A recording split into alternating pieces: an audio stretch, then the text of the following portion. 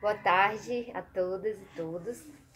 Agora nós vamos continuando as nossas aulas aí na modalidade não presencial, né? E aí hoje, continuando o nosso assunto do Brasil republicano, nós vamos falar de uma das principais revoltas, não só do Brasil republicano, mas da história do Brasil, né? Infelizmente é uma revolta que não traz muitas explicações nos livros didáticos. O livro didático ele só pincela essa revolta, mas é uma das revoltas aí mais importantes da nossa história. Bom, nós vimos que quando se inicia a República, o modelo republicano ele gera insatisfações em várias classes sociais, né, e em vários lugares do Brasil, né? A nossa última aula a gente viu como que a insatisfação no campo, né, o aumento da pobreza, da desigualdade social, a manutenção daquela ordem republicana, ela segue essa lógica também do poder na mão de poucas pessoas, né, que é a oligarquia. Então, o regime republicano ele é um regime oligárquico. Ele está beneficiando algumas famílias de fazendeiros, né? E esse sistema, então, obviamente, vai ter uma série de reações, né, de insatisfação. Então, na nossa última aula, a gente viu essas insatisfações no campo, né, de trabalhadores camponeses, agrícolas. A gente viu isso em Canudos e em Contestado, né, no norte, no nordeste e no sul do Brasil. Hoje nós vamos falar de uma revolta que acontece dentro da Armada, né? O que é essa Armada? A Armada é a Marinha do Brasil, né? O que foi essa Marinha? Essa Marinha, ela existe no Brasil desde o período colonial. Então, quem que trouxe a Armada para o Brasil? Os próprios portugueses. Foi a Marinha Portuguesa que chega no Brasil, né? Na época aí da colonização. Então, essa instituição, ela é uma instituição ligada às elites que colonizaram o país, né? Nesse sentido, no início da República, a gente vai ter dois levantes ali, bem no início desse período, final do século XIX, início do século XX, nós vamos ter dois levantes da Armada, né? O que isso quer dizer? Quer dizer que dentro dessa instituição, que ainda tem resquícios da escravidão, você tem ali uma grande insatisfação acontecendo desde o início da República, né? E quais eram essas insatisfações? Bem, dentro da Armada, a gente tinha ali uma situação de preservação de relações escravocratas. Como assim? Os castigos físicos, né? Os castigos também de prisão solitária, né? Todos esses processos aí de ficar sem comida, né? Castigos por algum tipo de atitude dos marinheiros, né? E aí, uma das principais instituições dentro da Marinha era as chibatadas, né? As chibatas, então, era o seguinte, quando um marinheiro cometesse algum tipo de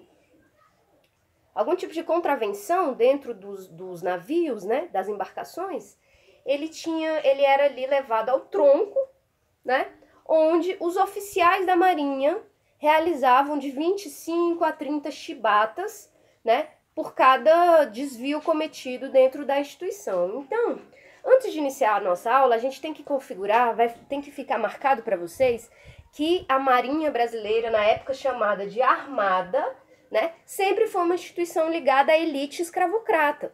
Então, lá se reproduzia essa ordem colonial, mesmo dentro já da República. E é isso que vai levar, né, a essa revolta da chibata, né? Qual era, então, ali a relação que a gente tinha?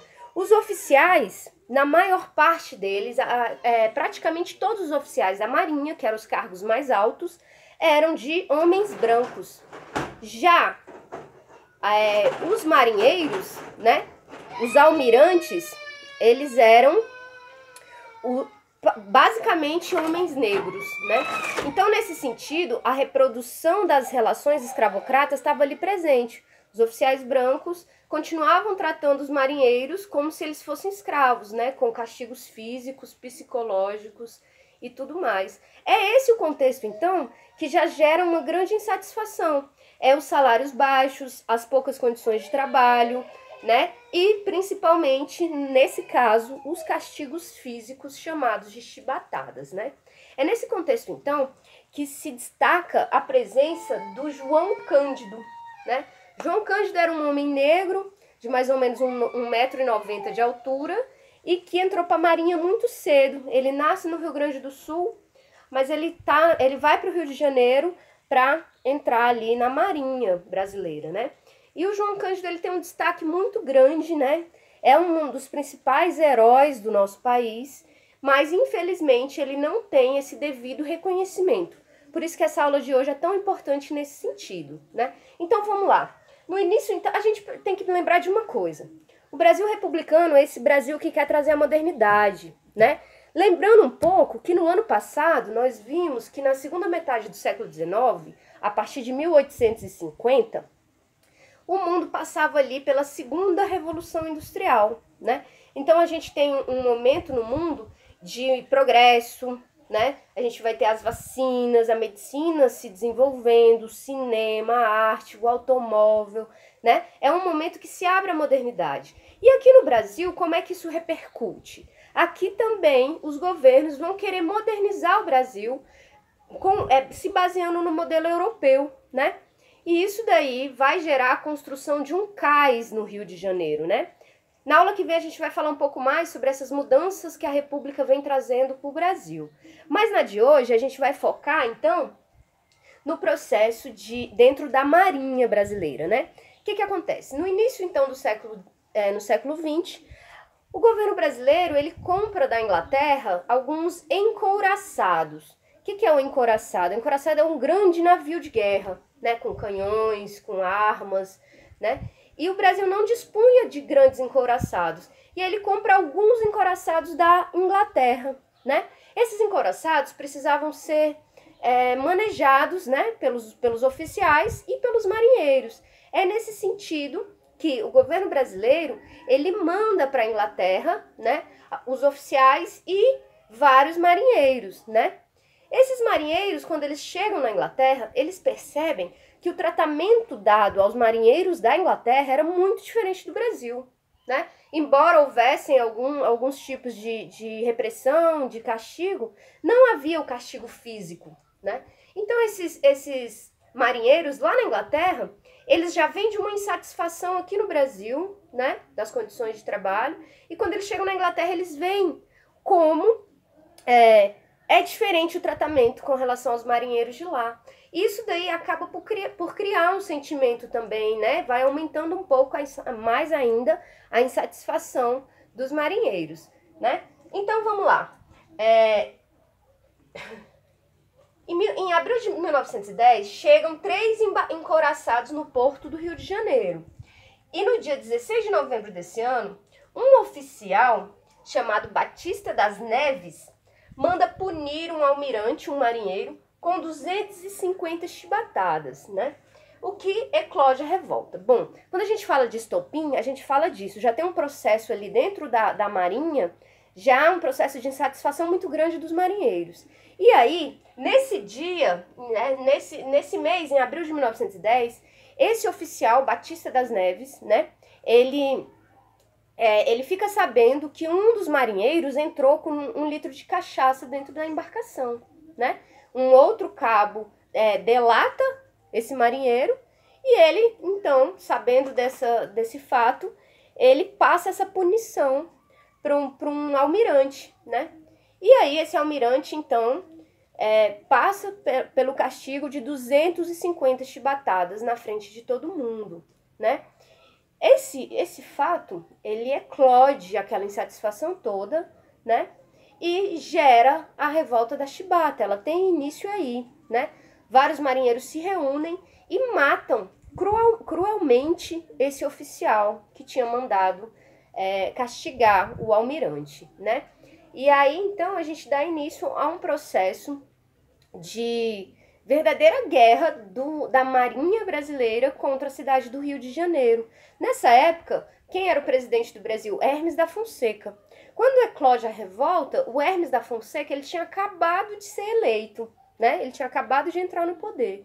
Então, os marinheiros eles viram os canhões das embarcações, dos encouraçados para a cidade do Rio de Janeiro e deixam a cidade totalmente dominada, né? Por alguns dias a cidade fica totalmente sem reação, né? Os mais ricos vão para Petrópolis, né? E os mais pobres vão para o subúrbio. E o centro do Rio fica dominado ali pelas embarcações do Porto do Rio, lideradas pelo João Cândido, né? Então eles voltam os canhões para o Rio de Janeiro, eles chegam a fazer um disparo, né? Que atinge um morro, né? E exigem, né? Nas suas exigências, exigem então o fim da chibata e as melhores condições para os marinheiros, os almirantes, né? É nesse sentido que a revolta se mantém até dia 26 de novembro de 1910. É aí que o governo, ele cede, né, às exigências dos marinheiros, dos revoltosos, né? Foram mais de 1.200 homens que se revoltaram, né, contra o governo no período e mantiveram a sua resistência com grandes navios de guerra, né? Então, nesse sentido, eles conseguem que o governador Hermes da Fonseca, né, dê anistia para todo mundo e acabe com os castigos físicos, né? Cumpram as exigências que os marinheiros estão pedindo, né? Até aí tudo bem. Acontece a anistia, eles abafam a revolta, né? E passam a aceitar as condições do governo, né? A anistia, para quem não sabe, a anistia é quando o governo perdoa aqueles revoltosos, né? Então, ele, em primeiro momento, a gente perdoa vocês e vocês acabam com a revolta e a gente dá os direitos que vocês estão pedindo, né? Até então, o movimento, liderado por João Cândido, acreditou que fosse isso. Porém, um pouco mais tarde, em dezembro desse mesmo ano, que é o ano de 1910, que nós estamos tratando, uma outra revolta acontece. E essa revolta não era dos marinheiros que fizeram a primeira revolta, é de outra parte, e dizem que nem eram muitos marinheiros envolvidos.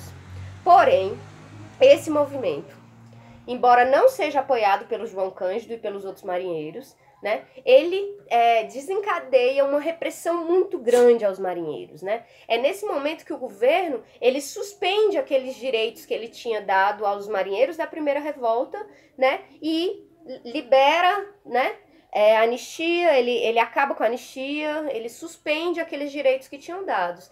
Então, esses novos revoltosos, junto com os revoltosos liderados pelo João Cândido, são cruelmente perseguidos pelo governo, né? O fato é que essa repressão foi implacável. O governo suspende as anistias e realiza uma série de atrocidades. Na véspera do Natal, o governo, então, prende o João Cândido e mais 17 marinheiros numa cela na Ilha da Cobra, que era uma cela que cabiam ali 5 pessoas, 4 pessoas. E ele coloca esses 18 marinheiros juntos nessa cela, né? E fecha a cela, tranca a cela e vai passar o Natal lá no palácio. O problema é que essa cela tinha sido lavada com água e cal, né? Quando essa água evapora e o cal sobe, vários marinheiros morrem asfixiados pelo cal e por fome também, de fome. Eles ficaram, então, mais de 3 dias fechados nessa cela. E quando o governo volta para abrir a cela, tinham 16 pessoas mortas, né? 16 marinheiros mortos. Desses 18, 2 sobreviveram. E um deles é o líder João Cândido, né? Essa repressão, além dessa prisão, a repressão foi muito maior, né? A gente sabe que o governo mandou para o exílio no Acre centenas de pessoas, entre eles marinheiros, traficantes, prostitutas. Então, o que o governador fez? Ele aproveitou a repressão da revolta para pegar aquelas pessoas marginalizadas ali no centro do Rio de Janeiro e mandar tudo para a Amazônia, né? Dessas pessoas, várias foram marcadas, fuziladas e jogadas ao mar. Nem chegaram a desembarcar no Acre, né? Então, uma das estratégias do governo foi essa, não, a gente joga as pessoas no mar, né? E aí ninguém fica sabendo o que aconteceu, né? Então, a repressão, ela vem muito cruel, né? E João Cândido, ele é tido como um louco, né? João Cândido foi um dos que dirigiram as embarcações, né? Que manejaram as embarcações ali. Ele era uma das maiores referências dessa revolta, né? Ele dizia que um brasileiro não poderia levar a chibata do seu irmão, né? Que ele, brasileiro, um marinheiro, ele podia até ser ferido em luta pelo seu país, mas nunca por um irmão, né? No caso, ele está se referindo aí a essa prática da chibata, né? Então, ele foi um grande defensor aí do fim dessa prática escravocrata dentro da marinha, né? E aí, o João Cândido, ele, depois desse processo muito violento, dessa repressão muito grande, desses dias presos e vendo seus companheiros morrerem, né, vendo muitos outros companheiros serem exilados, jogados no mar e tudo isso, ele fica perturbado. E aí, ele é tido como louco e o governo leva ele para um hospício, né, leva ele preso. Então, ele passa aí um tempo, né, nesse hospício, que se chamava Asilo dos Alienados, né? Então ele fica de abril a agosto de 1911 lá, né? Só que os médicos desse asilo, como se fosse um hospício, né? Eles já tinham dito que o João Cândido não era louco, né? O João Cândido estava passando por um processo, né? Digamos, um pós-trauma da revolta, mas ele não era louco. Então, em agosto de 1911, ele é liberado, né? Depois disso, ele passa a pescar e vender peixes, né, no centro do Rio de Janeiro. E é muito interessante a gente lembrar que o João Cândido, ele passa o restante da sua vida morando numa favela no centro do Rio de Janeiro, sem água, sem luz, sem saneamento básico, né? Então ele passa a sua vida ali, o restante da sua vida marginalizado e esquecido, né? Alguns historiadores que recuperaram, né, a memória, né, da história de João Cândido, e só em 2007 que o Estado brasileiro reconheceu a anistia oficialmente, novamente, ao João Cândido, né? Então, João Cândido morreu aos 89 anos, né? E ele morreu no ano de 1969, nessa favela do Rio de Janeiro. Ele recebia ali uma pensão do Estado do Rio, que na época era governado pelo Leonel Brizola, né? Então ele é praticamente uma figura contemporânea. Ele morre aí em 1969. E aí diz que em 1953, quando o encouraçado Minas Gerais, que foi o que em 1910 ele tinha manejado contra a cidade do Rio, né? O navio que ele tinha virado os canhões para o Rio de Janeiro, foi vendido, né? Então diz que em 1953 ele pega uma jangadinha, né, um caiaque, ele chega até perto desse barco, que significou muito para a vida dele, e se despede, né, desse barco. Então, para finalizar a aula de hoje, é importantíssimo a gente lembrar dos verdadeiros, né, heróis do nosso país, né? João Cândido representa muito, representa, assim como o Zumbi dos Palmares, na luta contra o colonialismo. O João Cândido representa muito na luta contra essa república injusta, né? Essa república que permanece com resquícios escravocratas, né? Essa que a gente vai questionar o que muda de verdade, né? Essa modernização, ela não chega para todo mundo. Muitas pessoas são muito afetadas por essa marginalização. E esse é o motivo das revoltas que foram geradas aí, tanto no campo, quanto na cidade, quanto dentro da marinha e do exército também. Então, a aula de hoje, o que a gente precisa fixar é a importância de lembrar desse fato histórico, que já colocava a República em xeque ainda no seu início, né? E a figura de João Cândido, que conseguiu, então, botar fim nos maus tratos, nos castigos físicos dentro da marinha. Então, a nossa aula de hoje é isso. Na próxima aula, a gente vai falar sobre como foi esse processo na cidade, né? E esse processo na cidade gerou a favelização do Rio de Janeiro, né? Então, na próxima aula, a gente continua aí falando da revolta da vacina e das outras revoltas na cidade, urbanas, né? As revoltas urbanas contra a República. Tudo bem? Então, para finalizar a aula, a República, ela muda algumas questões, mas ela permanece com resquícios do período escravocrata. E esses resquícios vão ser aí combatidos pela população mais pobre, mais marginalizada. É isso, valeu! Espero que estejam todos bem em casa e logo mais a gente vai estar junto de novo. Valeu, muito obrigada.